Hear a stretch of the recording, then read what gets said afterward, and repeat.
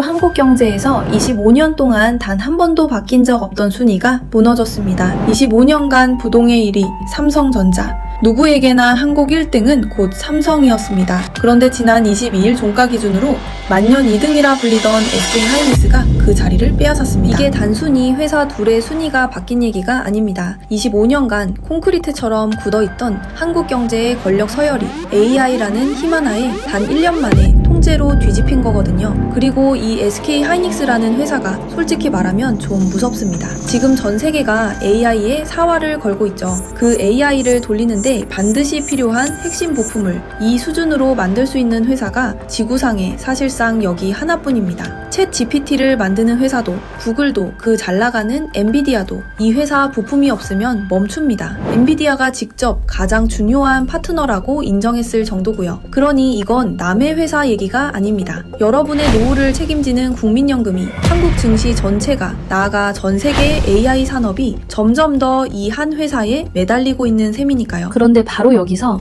도무지 말이 안 되는 일이 벌어집니다. 한국 1등을 막 차지한 이 회사가 이기자마자 한국을 떠나려 합니다.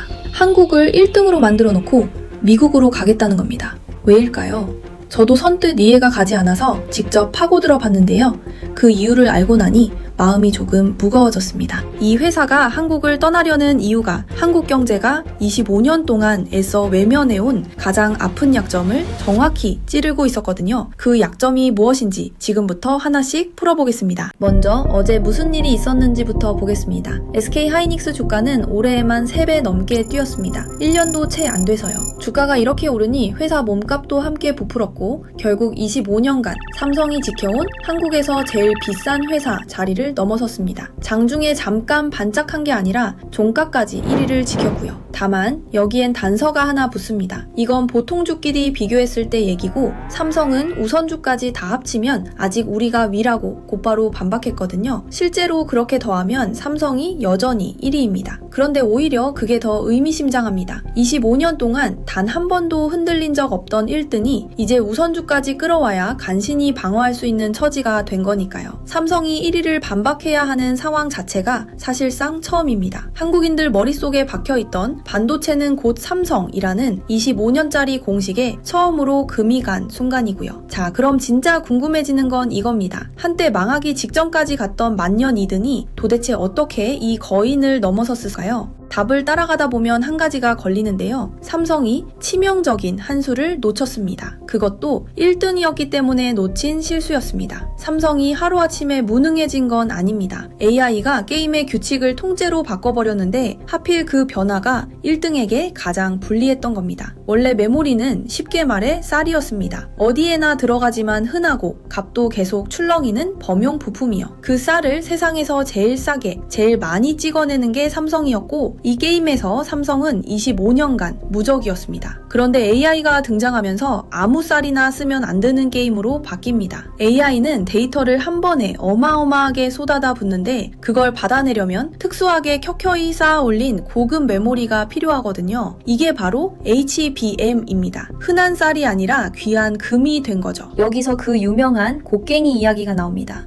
옛날 미국에서 금광이 터졌을 때 정작 떼돈을 번 사람은 금을 캔 사람이 아니라 그 옆에서 곡괭이를 판 상인이었습니다. 금이 나오든 안 나오든 캐려면 곡괭이는 무조건 사야 했으니까요. 지금 전 세계의 AI 열풍이 그 금광이고 SK하이닉스가 바로 그 곡괭이를 거의 혼자 파는 상인인 겁니다. 그럼 핵심은 이겁니다. 왜 25년 1등 삼성이 이 금을 SK에게 내줬을까요? 역설적이게도 1등이었기 때문입니다. 삼성은 쌀게임이 25년간 너무 잘 굴러갔거든요. 잘 되고 있는 사업을 굳이 갈아엎고 위험한 신사업에 전부를 거는 일은 1등일수록 더 어렵습니다. 반대로 만년 2등 SK는 잃을 게 없으니 일찌감치 이 금에 회사를 통째로 걸었고요. 이런 걸 1등의 저주라고 부릅니다. 가장 잘 나가던 강점이 가장 큰 약점이 되어버린 거죠. 그래서 이건 단순한 역전이 아니라 시대가 교체됐다는 신호입니다. 그런데 이 곡괭이 독점이 한국에게는 마냥 축복이 아닐 수도 있습니다.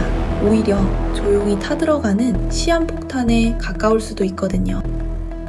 곡괭이를 거의 독점한다는 건 잘 나갈 땐 환상적이지만 한번 꺾이는 순간 한국 경제 전체가 같이 휘청인다는 뜻이거든요. 좋은 쪽부터 보겠습니다. 전 세계가 AI에 돈을 쏟아붓는데 그 핵심 곡괭이를 한국 회사가 쥐고 있으니 한국 수출도 코스피도 이 호황에 함께 올라탔습니다. 말 그대로 황금기처럼 보이고요. 이 열기가 얼마나 뜨거운지 한 장면만 보겠습니다. 바다 건너 일본의 한 개인 투자자가 자기 전 재산의 95%가 넘는 돈을 이 회사 주식 하나에 전부 넣었다는 이야기가 화제가 됐습니다. 집 살 돈도 비상금도 아니고 거의 전부를요. 그런데 이걸 극단적인 한 사람의 이야기로만 보면 곤란합니다. 정도의 차이일 뿐 지금 한국 경제가 하고 있는 베팅이 사실 이것과 비슷하거든요. 내 노후를 굴리는 국민연금, 코스피 지수, 한국 수출 전체가 점점 더 이 한 회사 그리고 메모리라는 단 하나의 산업에 운명을 걸고 있습니다. 한 사람의 95% 몰빵이 사실은 지금 한국 경제의 축소판인 셈이죠. 그리고 바로 이 위험이 이 회사가 한국을 떠나려는 진짜 이유와 정확히 맞물립니다. 자, 드디어 그 질문입니다. 1등도 차지했고 주주들에게 약 90조 원을 돌려주겠다는 이야기까지 나온 회사가 왜 멀쩡한 한국을 두고 미국으로 가려는 걸까요? 답은 의외로 단순합니다. 똑같은 회사인데 미국에 가면 더 비싸게 쳐주기 때문입니다. 라면으로 생각해 보겠습니다. 똑같은 라면인데 편의점에서 사 먹으면 800원이고 호텔에서 시켜 먹으면 8,000원입니다. 라면은 그대로인데 어디서 파느냐에 따라 값이 달라지거든요. 회사도 마찬가지입니다. 한국에 있으면 경기 타는 부품 회사로 깎여서 평가받는데 미국에 가면 AI에 없어서는 안 되는 귀한 회사로 웃돈까지 얹어서 쳐줍니다. 그래서 진짜 주식은 한국에 그대로 두고 미국 사람들이 달러로 사고 팔 수 있는 창구만 하나 더 여는 겁니다. 그렇게 끌어올 돈이 우리 돈으로 수십조 원에 이를 거라고 거론되고요. 그런데 여기서 한 발만 물러서서 보면 이 결정이 한국에 던지는 질문이 꽤 서늘합니다. 한국에서 제일 비싼 회사, 한국을 대표하는 1등 기업이 한국 증시에서는 제값을 받을 수 없다며 미국으로 가는 겁니다. 1등조차 자기 나라가 자신을 제대로 평가해주지 않는다고 느낀다는 뜻이거든요. 흔히 코리아 디스카운트라고 부르는 고질병이 있죠. 한국 기업은 똑같은 실적을 내도 외국 기업보다 싸게 평가받는다는 그 병. 이게 이보다 더 선명하게 드러난 장면이 있을까 싶습니다. 콜드오픈에서 말씀드린 25년간 외면해온 약점이 바로 이것이었습니다. 황금기의 주인공이 그 황금기를 만들어준 나라를 떠난다. 그렇다면 이 모든 것이 결국 한국 경제에 무슨 의미일까요? 여기서 오늘 가장 무거운 사실이 하나 등장합니다. 그 무거운 사실은 이겁니다. 메모리 반도체는 잘 나갈 때와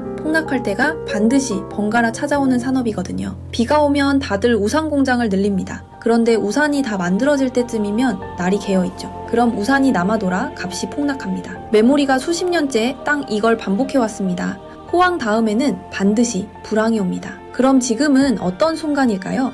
AI 붐으로 곡괭이 값이 꼭대기를 향해 치닫고 회사 몸값이 1년 만에 3배가 된 바로 그 꼭대기입니다. 그리고 이제 1등이 왜 도망쳤는지가 한 줄로 풀립니다. 한국을 버린 게 아니라 값이 가장 좋은 바로 지금 가장 비싸게 쳐주는 미국 무대에 올라타려는 거였거든요. 꼭대기에서 곧장 세계 무대로 냉정하게 보면 영리한 한 수입니다. 그런데 방금 제가 꼭대기라고 했습니다. 그 단어에는 서늘한 구석이 있습니다. 산은 꼭대기 다음이 내리막이거든요. 그래서 요즘 도는 그 숫자 하나도 사실은 조심해서 봐야 합니다. 지금 이 회사 주식이 한 주에 약 290만 원인데 일본 노무라가 500만 원까지 간다고 봐서 500만 닉스라는 별명까지 붙었어요. 외국계, 국내를 통틀어 가장 높은 목표가고요. 그런데 그 500만 원은 약속이 아니라 곡괭이 값이 앞으로도 계속 오른다는 가정 위에 세워진 숫자입니다. 그 값이 싣는 순간 숫자를 떠받치던 기둥도 함께 빠지거든요. 그래서 평가는 둘로 갈립니다. 누군가는 25년 만에 통쾌한 역전 드라마라 하고 누군가는 꼭대기에서 터지기 직전의 거품이라 합니다. 지금으로선 둘 다 일리가 있습니다. 다만 한 가지는 분명합니다. 오늘 우리가 본 것은 한 회사의 주가가 아니라 한국 경제의 무게중심이 통째로 옮겨가는 순간이었다는 겁니다. 이것이 새로운 황금기의 시작일지 아니면 마지막 호황의 정점일지는 앞으로의 몇 년이 말해줄 겁니다. 도움이 되셨다면 구독으로 함께 해주세요. 다음 영상에서 뵙겠습니다.